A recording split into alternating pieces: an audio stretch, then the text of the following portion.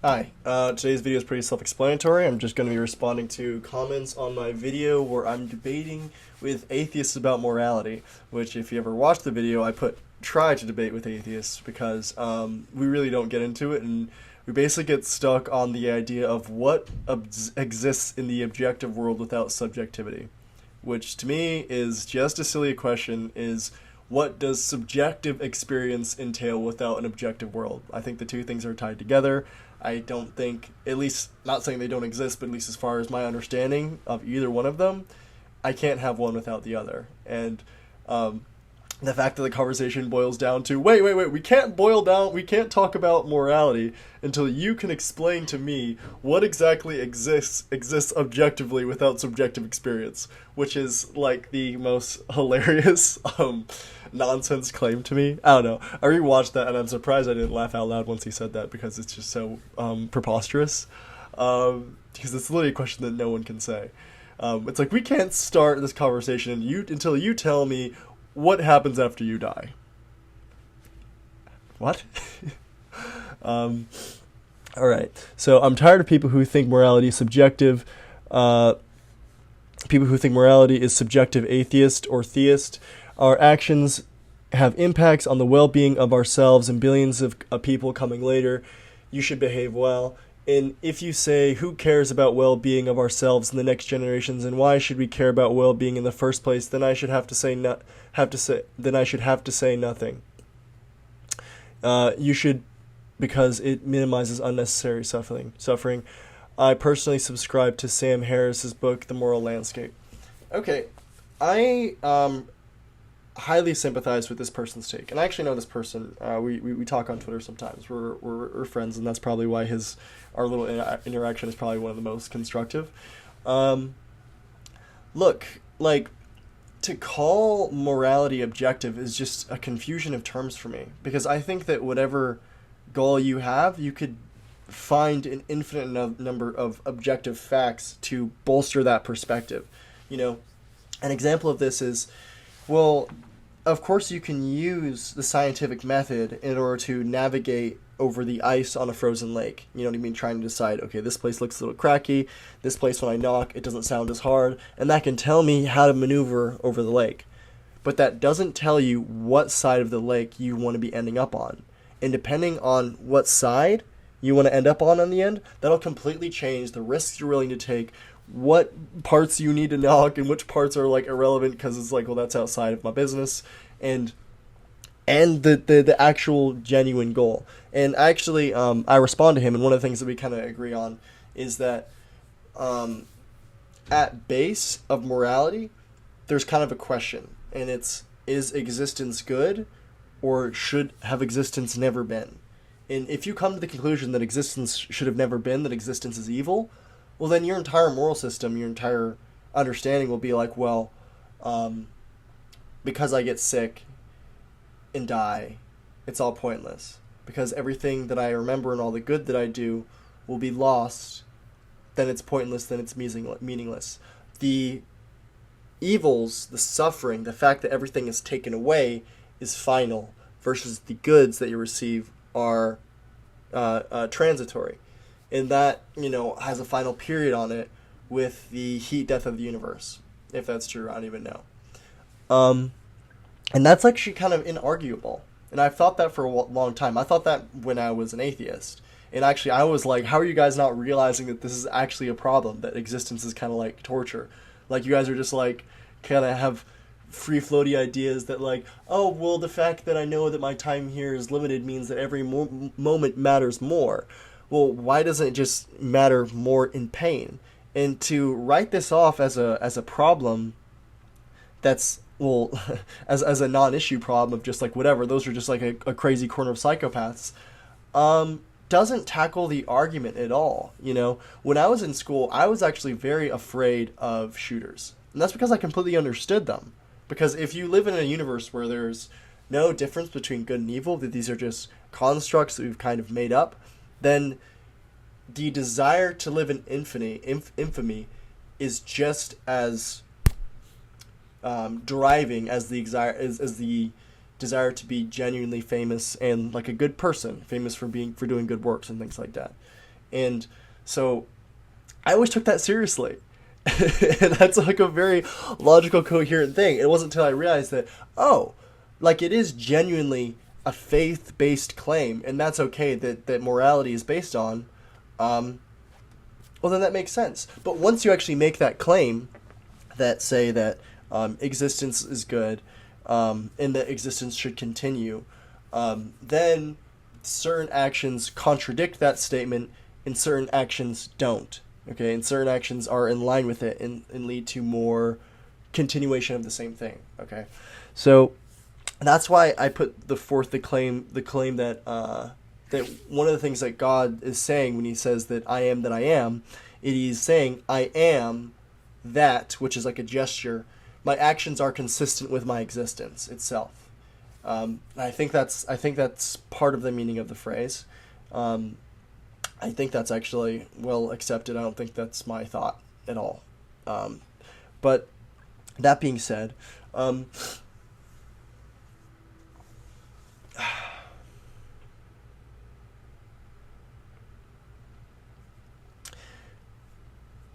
of the things that he raised in the video, now going back to the video responding to some of the claims that he made, is that, well, animals live in contradiction because their entire existence is feeding off other animals. And I tried to make a point that they didn't let me finish, is that a long time ago I wasn't trying to, but suddenly I understood the difference between animals and people. And that's that I'm responsible for the animals. And so, yet I'm eating animals, I'm incorporating them into a productive and higher level goal that actually saves them in the end, basically. And this might sound a little bit crazy, but like obviously nature isn't completely contradictory. It's obviously somewhat productive, or else we wouldn't exist. Nothing would exist unless there's a productive element to nature. And you can put it in secular terms and say that, well, it's tending towards increasing complexity. Complexity is basically just what's in between order and entropy, basically, which is, that's a very scientific way of putting it, I guess. But complexity arises between those things, and you have increasing complexity in order to create a more and more stable system, something that's more stable against entropy and can maintain homeostasis across time. And so, like a microbacteria or single-celled early things, those are very subject to the environment. They can't control their temperature. If something washes in, they absorb it into their own bodies. They have to survive in a very changing environment, basically.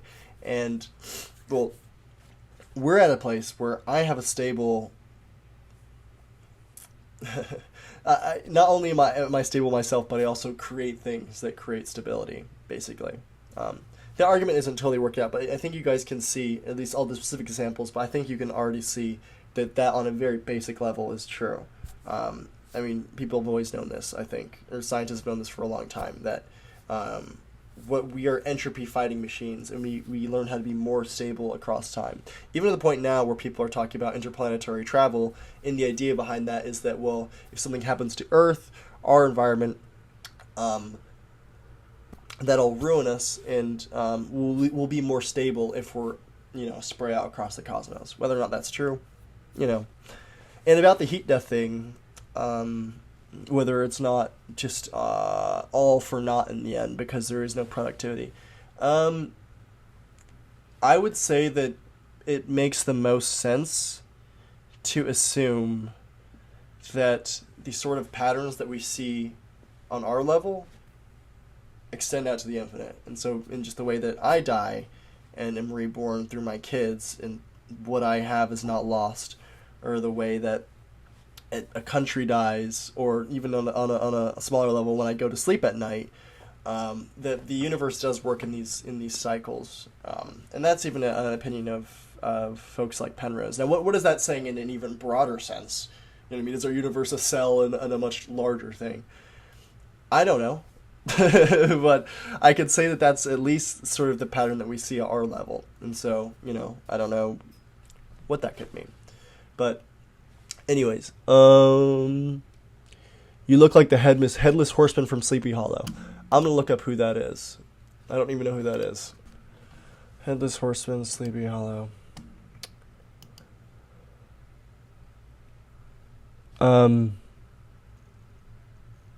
I dig it. I see it, I dig it. He's cute. Yeah. Okay, if that's true. True statement there. Everything all at once is the same as nothing. They are infinitely big and infinitely small. We got a true intellectual here in the chat. Your whole argument is based on entirely your own made-up definitions of things, has no basis in anything. Honestly, like some of these things that if you don't understand, I don't really know how to explain it to you. I explained it in the video, like the idea that the universe comes from nothing is the idea that in nothing is the same thing as infinite potential. Nothing and potential are the same thing in their like most naked sense. Nothing is unstable for that reason. I mean, that's like I thought that's been well understood, and even from a psychological perspective, and I do assume that there is continuity between our psychological understanding and the actual universe. If you're trying to make a scary movie, the most scary thing is the unknown. And the reason why, and you can betray the unknown in two ways, basically. So there's either like a monster that's kind of everywhere and everything and tentacles and you can't tell what's what, and that's really scary, or it's under the water and things like that, and it could be anything. But the moment you see it, it becomes no longer scary. Because then you can put a box around it. But, being alone at night when it's completely dark, you get scared because the darkness can contain everything. That nothing, because you can see nothing, anything can be there. That's the simplest way to put it. I'm explaining this kind of poorly at first because my brain works very associatively.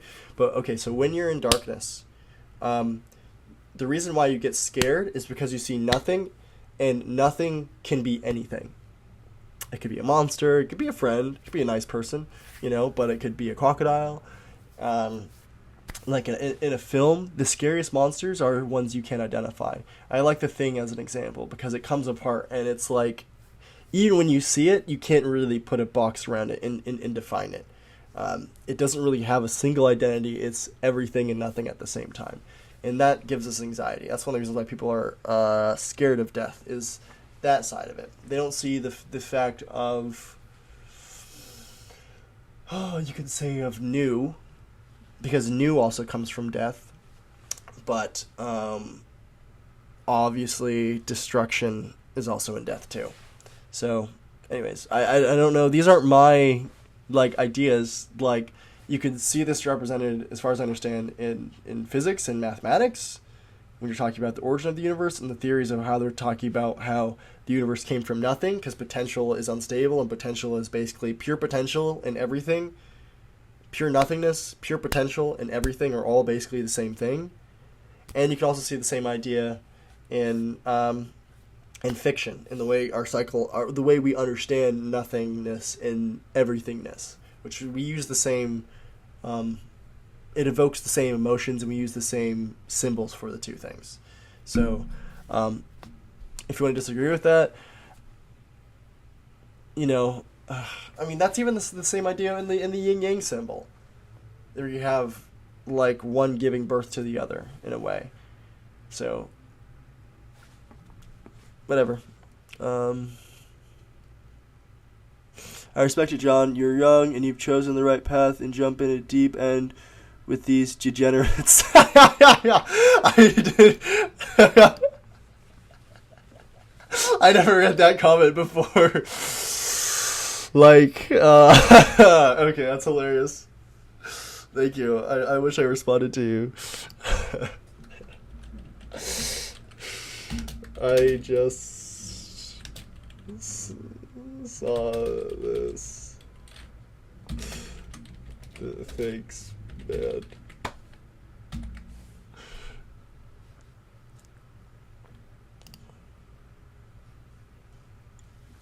Danforth is trying to entertain this idiocy. This is pure stupidity. It's pure Dunning-Kruger effect. Okay, bro. Guy is telling me, because we never actually got here. First of all, he asked me basically 3 different questions in the same way. And it's all just boils down to what objectively exists without subjective experience. If you think you could answer that, like, you're over the moon with what you think you know. That's, you're so confident that you think you understand that the world just works in these simple mechanistic ways, and I can, like, plot out all of the past. Like, most people don't even realize this, that, like, you can't even imagine what the Big Bang looks like, okay? Because people imagine the Big Bang having, like, a center in space that it explodes out, okay? That's not what's happening, okay? The Big Bang, within our models, they completely accept the fact that the material at the Big Bang, not saying the visible universe, because the visible universe has a specific mass to it. We don't know what it is exactly. There's estimates, but say including the non-visible universe, that it could entail infinite matter expanding. Okay. There's no center to the Big Bang. You can't point, like, the Big Bang happened there, and then, like, we go back in time, you know what I mean? And, like, the Earth, like, moved, and, the matter that was the Earth was, like, over here, and then it moved out this way. It's like, no. What's happening is you have something that's infinite, everything, basically, in a point, and the space within it is expanding. I remember watching a Morgan Freeman video, and I didn't really understand it until, like, this year, when, they explain it's not like pools going out on a pool ball. It's more like if you draw a bunch of dots on a balloon and expand it. But in my young head, I just said that, like, okay, I get it, but those are basically the same thing. No, they're not. Every universe or every galaxy is moving away from us, averaged-wise, from an equal different speed.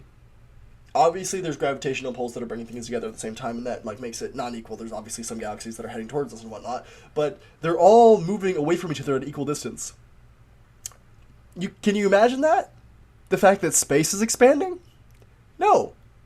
So this idea that I can imagine what any of this is like without the subjective, like, when you imagine this happening, it's always in time from a perspective, and it's like, that's not what any of that is. Like, why would you even preference a perspective in this universe? That's what subjective means.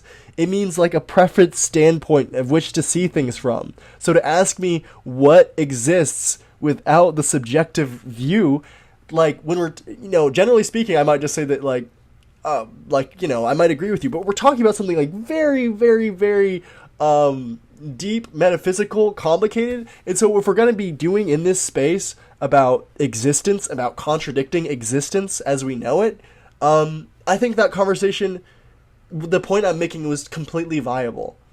It's if you're talking about existence without consciousness, I don't think that's existence. Existence, to me, seems like the unification of subjective and objective. A better way of putting that is unification of heaven and earth.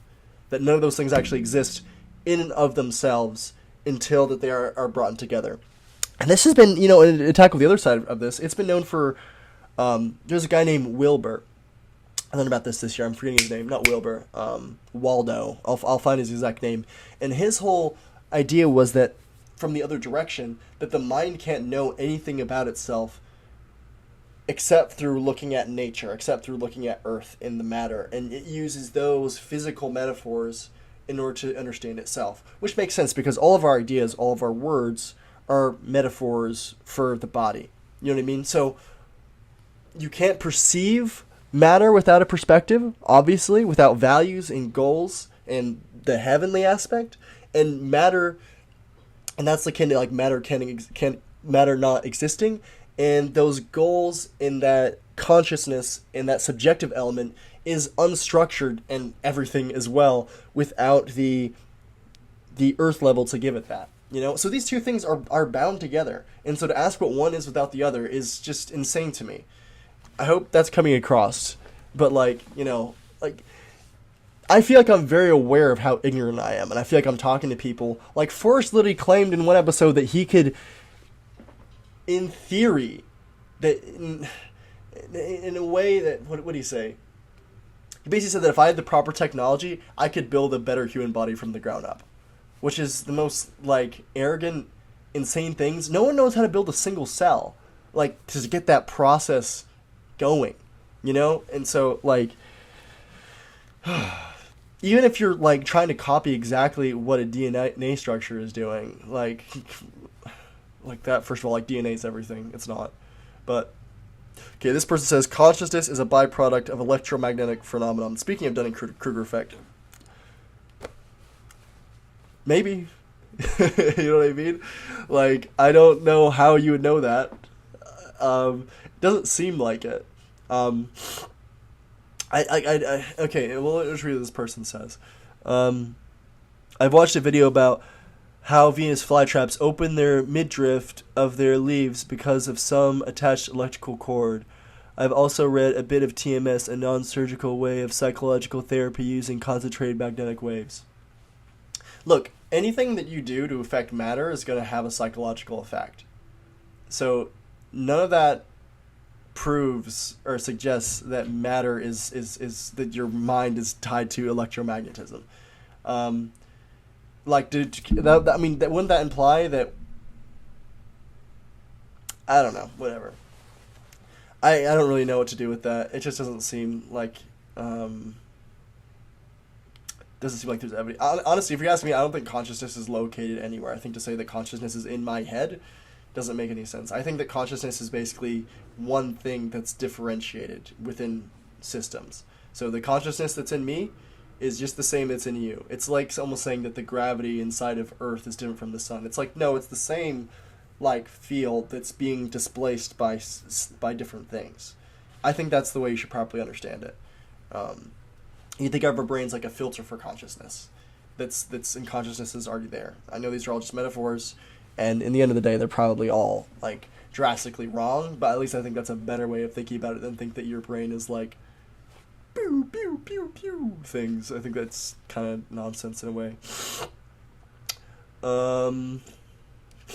Okay, what does this person say? In my opinion, there are certain behaviors that are universally hated, both organic and unique to humans. What separates this from basic evolutionary functions is people have can and do against this, knowing they should or shouldn't intuitively. There are subjective elements to morality that generally extend from these principles. Think of betrayal, murder, greed, sadism. Every person possesses a unique perspective. No two perspectives are exactly the same, more right or wrong. Both objective and subjective examples exist under an umbrella of morality. If anything, it's subjective to mankind. The best I can pull out of that, I'm not saying he's wrong, because oftentimes when people are discussing things, they're just using different words for the same thing. Is that like there are some things that seem obviously wrong, and then there's a lot that seems in the gray area. Now, I think that ultimately there is right and wrong. We just don't know what it is, and so we have to live with the fact that we exist with the gray. Now, I guess that's my opinion on that. I guess the gray will be gone eventually, in the end of time. That'll just be a while.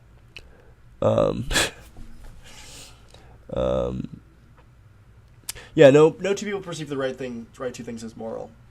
Well, that's the reason why I said that it is subjective, but it's also structured. So, even though it is subjective, that you can just, I'm not sure if you can convince your conscience that something is right, but maybe you're not your conscience. Maybe you're this other thing, and the conscience is either below or underneath.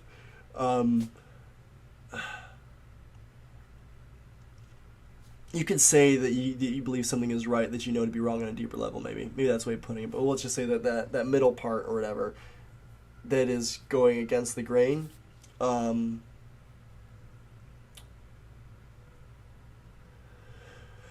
Regardless, there'll be structured outcomes for your actions and pursuits. You know what I mean? And I feel like this is actually a very basic claim. It's just that, in a way, it's just saying that your actions have a causal outcome and that those things are patterned. That's what I mean by structured. You know, that if you're selfish and you destroy the foundation that you're standing on, that has a predictable pattern that actually will manifest. Not always in a way that you'll expect or understand, but all those actions have a way of unfolding, because the universe has rules, it has laws, and just this is the way that if you get too close to a black hole, you'll get sucked in or something like that. If you do certain things, they have outcomes. It's hard because our situation is way more complex than the situation between a black hole and something moving towards it. But yeah, that's the way I see it. Damn, I don't remember Lupin the Third being so incoherent. Go back to stealing things with Jigen. Man, keep your thoughts to yourself. What does any of that mean? Lupin the Third being? How can you call me incoherent? What is that? How do you spell that? Lupin? Lupin. It's a Lupin the Third being. Oh, he has mutton chops. Yeah, thanks. I don't know. I don't know anything about that. Don't know anything about that. It is great that you are thinking, but you have to spend more time to structure your thoughts better. You have a big picture ideas, but you need the foundation to ground them. I think a big problem is the words. You know what I mean? And the reason why I use a lot of basic words is because I don't want to use smart words, because that implies that I know what I'm talking about way more than I do. You know what I mean? So like I could have said that what I think consciousness is doing is involved in collapsing the wave function, which is an opinion of a lot of smart people that actually know that problem well. I don't. I just think it makes sense on a very intuitive level.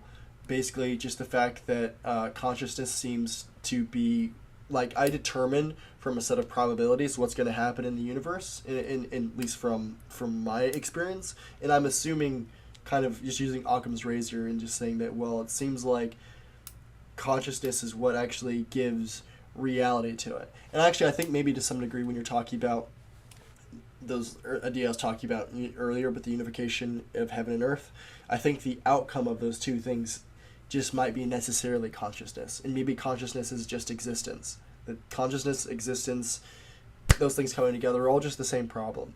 And so when you look at the micro level and it's like nothing exists until it does, which is also the only place where you see a non-deterministic way of functioning, and our perspective is of a non-deterministic existence, it seems to make sense. And there's also reason to believe that consciousness is non-deterministic, despite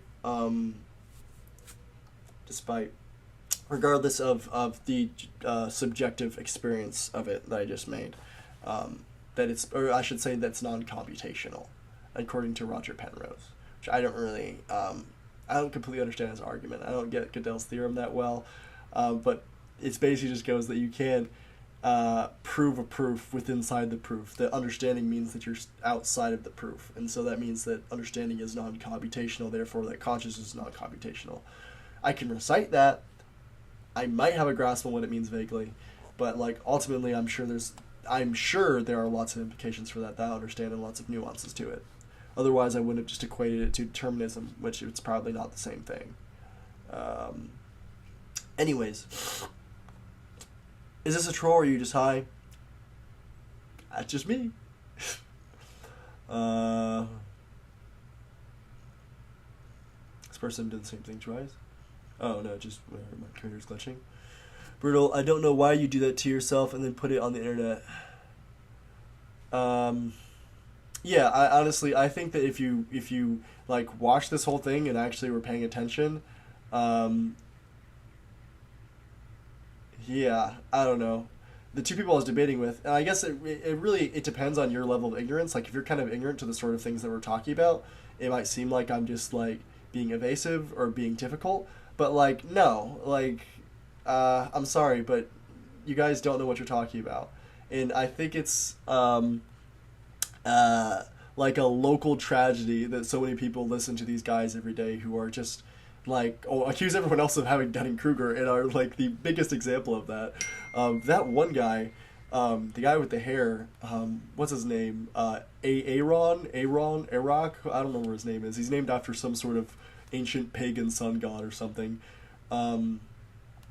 He is so just out of it. I don't think his brain is on. I think that he has a cauliflower brain, and that he is fried, because he would just jump in and just say absolute bullshit that had nothing to do with what we were talking about, and was like to the point that I was making. At one point he got mad and saying that, oh, we won't just talk about whatever you want to talk about, because he asked me the same question that Ford asked me, something I just defined, which is what's the meaning of subjective in morality. I had literally just defined that, and I said, well, I actually kind of want to address the question that Forrest asked a second ago. He's like, okay, fine, we won't address your question. It's like, first of all, I am with you talking about the difference between objective reality and everything and nothingness, and it's like, that's not the core of the question. My core question actually was about morality and morality contradicting itself. So addressing Forrest's question about animals contradicting their existence is actually the pertinent to the whole thing. And it's also so goofy when they went into that whole thing about, well, animals, well, non-human animals. It's like, okay, yeah, if you're gonna use the word animal to encompass humans, then you lose a ton of meaning. First of all, you have to say non-human animals, which is just like nonsense in a way. Just use the term humans and animals. And also, what do they say? Well, in a day-to-day life thing, what does it mean when I say that a person is acting like an animal? That has a meaning. You know? It's because there's actually a difference. There's a hierarchy between animal, eating, contradictory, gross, tooth and claw, to the orderly existence, stable existence, and the creative, unifying heaven and earth life that we live. It's, you know what I mean? And we, of course, you could say, if you're really foolish, that the difference between humans and animals is sort of like a spectrum. But, like, ultimately, yeah, it's just not a good idea for a lot of reasons. Because the way we define a human is those people who unify heaven and earth, and we all do that. So, anyways, I hate when people try and make that just like an even spectrum or something like that. I don't think I have a concrete answer to it, except for just to, when you look at someone, do you see Christ?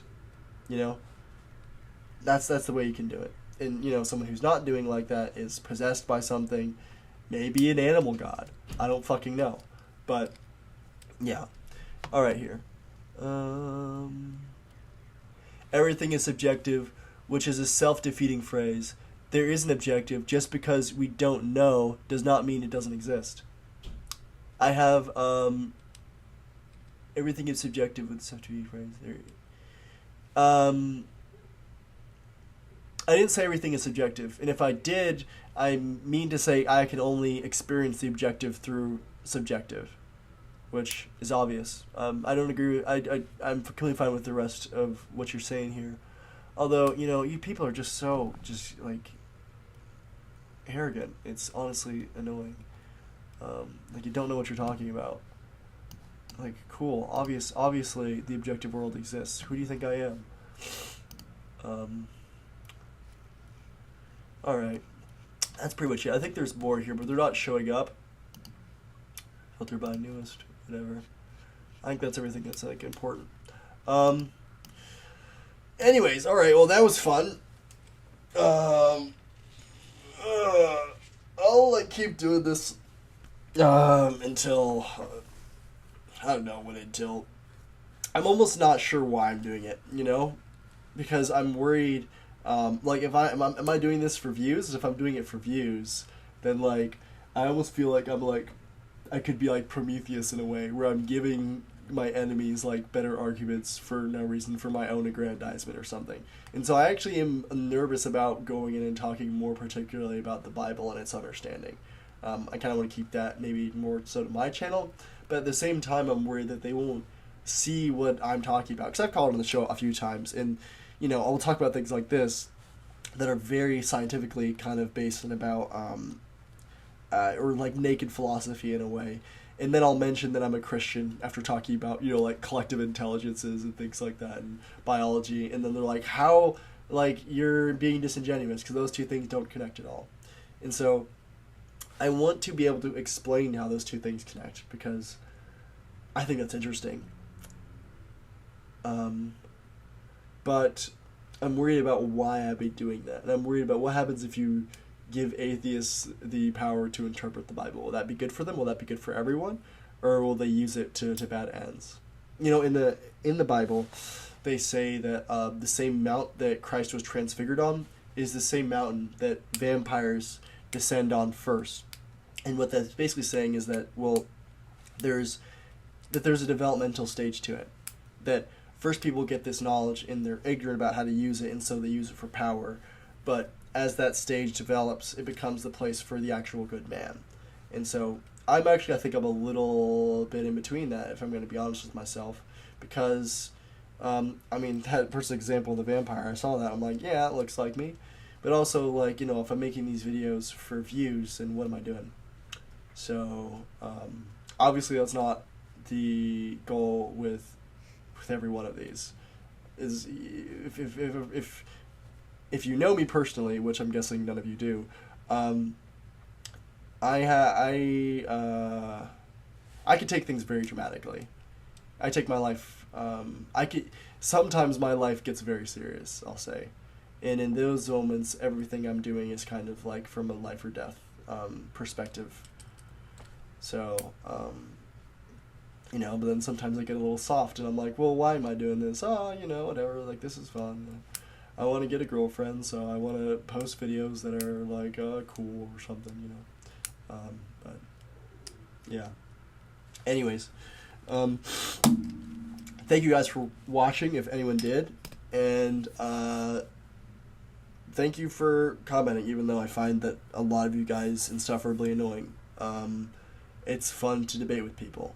It's fun to argue with people, and I know that I've been probably insufferable in people's comments before, so I won't hold it to you at all. I'm sure most of you guys are normalish folks who who get angry. So, I wish you well. I wish you a greater understanding of reality and a closer relationship to God, and a continued journey, and to make sure that you're letting yourself die so that you can come back better. That's like a really important thing. Because people are really obsessed with avoiding death, I feel like, these days. I think that's in the air with AI. And I think that's one of the worst things that we could wish for, is to not go to sleep. So, death is an important release. Anyways, you guys have a great day. I appreciate it.